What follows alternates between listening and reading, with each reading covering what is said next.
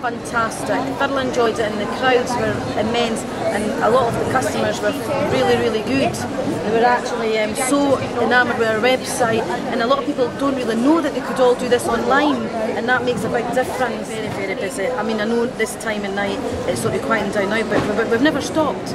Never stopped, and that's really good. I would come back in a minute.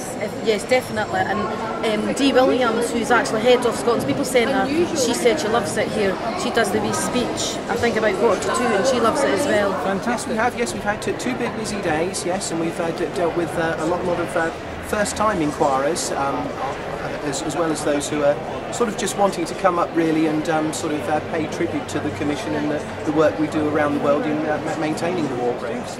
Well, yes, as I say, we've sort of identified the 50-plus audience as a key audience for us, because it's apparent that they're a group really that are interested in going out and visiting the cemeteries and memorials that we're responsible for. So we see it very much as a key sort of audience for us to engage with. Fantastic. And the 50 Plus show is a good means of us enabling us to be able to do that.